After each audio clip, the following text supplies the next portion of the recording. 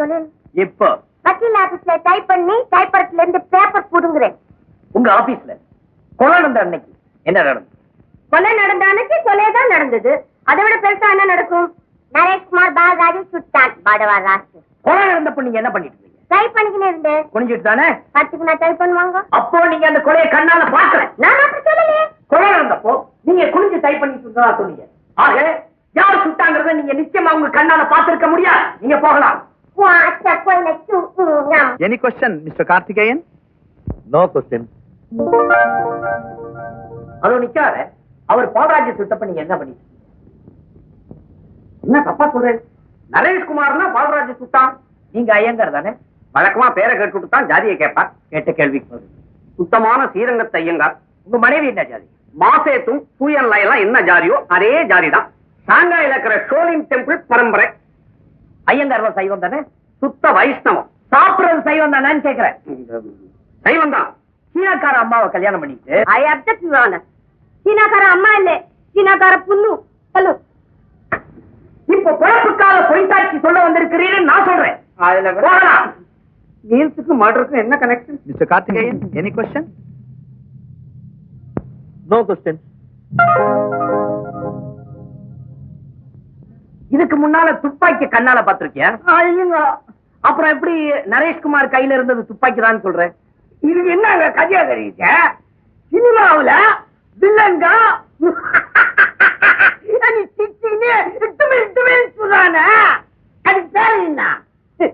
தெரியாதா? என்ன அந்த துப்பாக்கில இருந்து குண்டு வெளியே வந்தது பாத்தியா?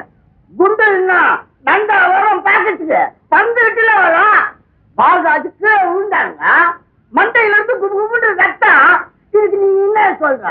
கீழே விழுந்ததுனால கூட மண்டை உடைஞ்சு ரத்தம் வந்திருக்கலாம் இல்லையா? அது வந்துங்க வந்திருக்கலாமா இல்லையா? வந்திருக்கலாம். Your Honor, Miss துர்கா இந்த வழக்கில் ஆஜராகும் மிஸ்டர் கார்த்திகேயனோட ஜூனியர். ஆகவே அவரை விசாரிக்க நான் விரும்பவில்லை. மிஸ்டர் கார்த்திகேயன், உங்க விசாரணையை நீங்க தொடங்கலாம். மிஸ்டர் நாகராஜ், பால்ராஜ் கொலை நடந்த நேரத்துல நீங்க எங்க இருக்கீங்க? கொலை நடந்த நேரம் எனக்கு தெரியாது. கொலை நடந்தா சொல்லப்பட்ட அன்னைக்கு நான் சேம்பர் மீட்டிங்ல இருந்தேன். சேம்பர் மீட்டிங்க்கு எத்தனை மணிக்கு வீட்டுல இருந்து கிளம்புறீங்க? 9:45. உங்க சேம்பர் ஆபீஸ் எங்க இருக்கு? அண்ணா சாலையில இந்து ஆபீஸ் பக்கத்துல இருக்கு. மிஸ்டர் நாகராஜ், 20ஆம் தேதி கொலை நடந்தது. இது அன்னை இந்து பேப்பர். அன்னைக்கு அண்ணா சாலையில ஏதோ பெரிய ஊர்வலம் இருக்கிறதாகவும் அதனால 9 இருந்து 12 மணி வரைக்கும் டிராபிக்கை வேற பக்கம் திருப்பி விட போறதா கமிஷனர் அறிக்கை இருக்கு. நீங்க எந்த வழியா உங்க ஆபீஸ் போனீங்க?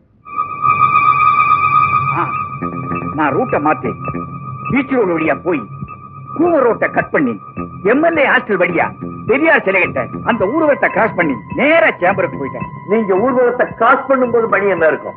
ஒவ்வொரு நிமிஷமும் மணியை பார்த்துட்டா இருக்க முடியும். சேம்பர்ல நான் 10 மணிக்கு இருந்தேன். ஊர்வலத்தை கிராஸ் பண்ணும்போது 9:55 இருக்கலாம். Very good. உங்ககிட்ட இருந்து ஒரு பெரிய உண்மை வெளிவந்துருச்சு. நீங்க சொன்ன ரூட் எல்லாம் கரெக்ட் தான். ஆனா ஊர்வலம் அன்னைக்கு நடக்கல, மறுநாள் நடந்திருக்கு. இத பாத்தீங்களா? முதல் நாள் பேப்பர்ல மறுநாள் பேப்பரை சொருகி இருக்கேன். கொலை நடந்த அன்னைக்கு நீங்க சேம்பர்ல இல்ல. Your honour, please note this point. You can go. Nareshkumar, கொலை நடந்த நேரத்துல உங்களுக்கு ஆக்சிடென்ட் ஆகி நீங்க நடுரோட படுத்திருந்தீங்க, அப்படித்தானே? மறக்க பாக்குற நாமளா செஞ்சா அதுக்கு பேர் படுக்கிற. எதுலையாவது மோதி கீழே இருந்தா அதுக்கு பேர் கிடக்கிற. ஓ, அடுக்கிறதுக்கு கிடக்கிறதுக்கு அவ்வளவு வித்தியாசம் இருக்கும். Thanks for your Tamil correction. So நடு ரோட்ல கிடந்தீங்க, மயக்கமா கிடந்த. அப்ப டைம் என்ன இருக்கும்? 10:15. எப்படி அவ்வளவு கரெக்டா டைத்தை சொல்றீங்க? லாரி ஏத்தாப்புல வரும்போதே ஆக்சிடென்ட் நடக்கும்னு நினைச்சு டைத்தை பாத்தீங்களா? இல்ல. ஓ, அடிபட்டு மயக்கமா விழுந்ததுக்கு அப்புறம் பாத்தீங்களா? இல்ல. உடஞ்சு கிடந்த என் வாட்ச் எடுத்து போலீஸ்காரங்க சொன்ன டைம் அது. ஆக்சிடென்ட்ல உங்களுக்கு ஏற்பட்ட காயத்தை நான் பார்க்கலாமா?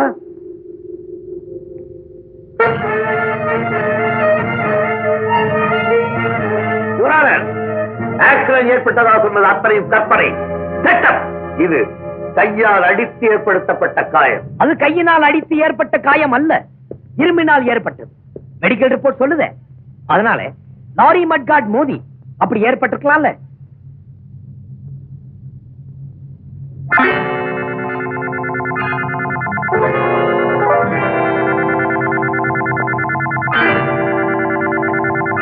காரிபட்டா சுத்தி சுத்தி வந்து உடம்பு அடிச்சதோ? இவரான இந்த வளையத்தை கையிலே மாட்டிக்கொண்டு அடித்தனால் ஏற்பட்ட காயங்கள் தானது. ஆகவே அவரை மீண்டும் மருத்துவ பரிசோதனைக்கு அனுப்ப வேண்டுகிறேன். S granted. பால்ராஜுக்கு உனக்கு தனிப்பட்ட முறையில விரோதம்னா நீ எதுக்காக பல பேர் இருக்கக்கூடிய ஆபீஸ்குள்ள போய் பால்ராஜ சொல்ற? எங்க இருந்தாலும் சுடணுங்கிற வெறியில வந்து சுட்டுருக்கலாம் இல்லையா? யுவர் ஆனர், இவருக்கு சொல்லிக் கொடுத்த வசனத்தை அவர் திருப்பி எடுத்து கொடுக்கிறார். இந்த துப்பாக்கியில எத்தனை குண்டு போடலாம் தெரியாதுங்க. எத்தனை குண்டு போடணும்னு தெரியாதவன் எப்படி சுட்ட? நான் எதையுமே குறிப்பாத்து அடிப்பேங்க. பால்ராஜ் எவ்வளவு தூரத்துல இருந்து சுட்ட? சுமார் 10 அடி தூரங்க. Very good. இந்த பார், இதுல டம்மி புல்லட் போட்டிருக்கேன். இப்ப நான் தான் பால்ராஜ். குறிப்பாத்து என்ன சுடு பார்க்கலாம். நெத்தியில சுடணும். Come on come on. நோ, உனக்கு துப்பாக்கி பிடிக்கவே தெரியாது. பால்ராஜ் நீ ஷூட் பண்ண. 1000 பேரோட வயிற்று பசியை தீக்கிறதுக்காக பால்ராஜ் விரும்பிட்டான். ஆனா நீ உன்னுடைய உயிர்தான் வயிறுக்காக 1000 பேருடைய வயிற்ற பண்ணடிச்சிருக்க. இந்த கொலையிலிருந்து நீ தப்ப முடியாது. Yes, case is adjourned.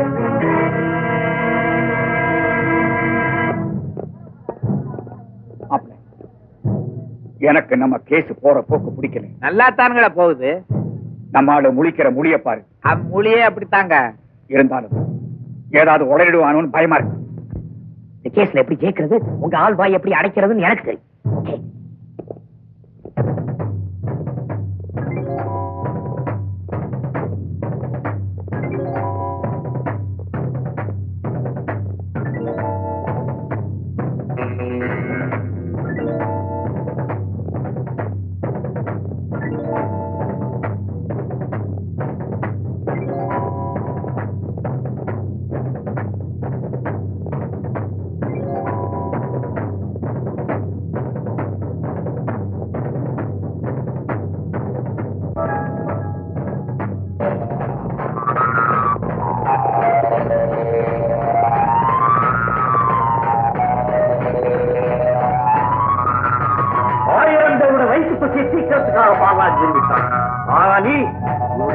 வயிறுக்காக 1000 பேருடைய வயிற்ற பண்ணடிச்ச.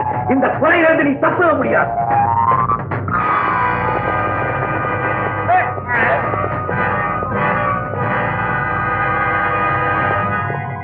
நான் கொலை செய்யலீங்க. முதலாளி மகன் நரேஷ்குமார் தான் கொலை செஞ்சாருங்க. அரஸ்ட் நரேஷ்குமார்.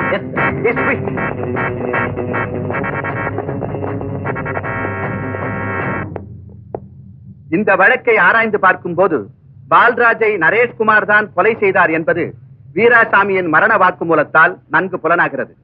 நடந்த கொலை ஒரு திட்டமிட்ட கொலை என்பதால் நரேஷ்குமாருக்கு செக்ஷன் 302 அனுசரித்து தூக்கு தண்டனை அளித்து சாகும் வரை தூக்கில் தொங்க வேண்டும் என்று தீர்ப்பளிக்கிறேன். ஆஃப்டர் ஆல் செஷன்ஸ் கோர்ட்ல தானே சார் தூக்கு. இன்னும் ஹைகோர்ட் இருக்கு, சுப்ரீம் கோர்ட் இருக்கு, ஜனாதிபதி இருக்காரு.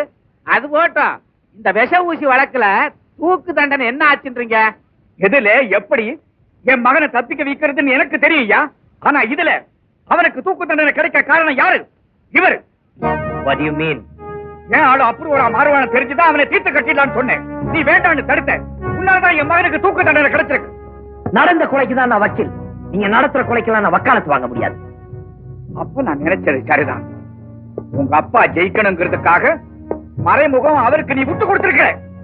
அப்பனுக்காக இல்லைங்க, சொத்துக்காக. உங்க பையன் தூக்குக்கு போயிட்டா உங்களுக்கு இருக்கிறது ஒரே பொண்ணு. பொண்ணையும் கட்டிக்கிட்டு சொத்தையும் சுருட்டிடுவாரு. என்னங்க இது?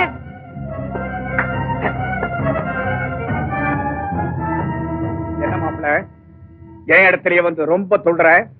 எண்ணெயும் முட்டையும் தேவைப்படுதா? இது என்ன, இது முட்டை.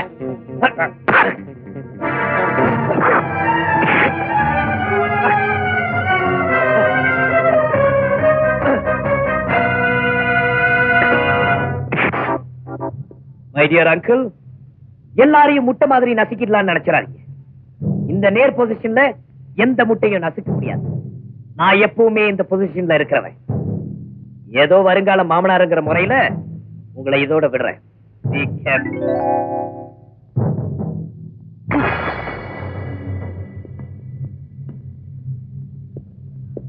சார் நிஜமாவே இந்த பொசிஷன்ல முட்டையை உடைக்க முடியாது சார். குமாரியா கைலாசம் நாளை காலையில என் பொண்ணு கங்காவுக்கு கல்யாணம். மாப்பிள அதான் அந்த பஸ் ஓனர் சங்கருடைய ஒரே பையன் உப்பு ராஜா.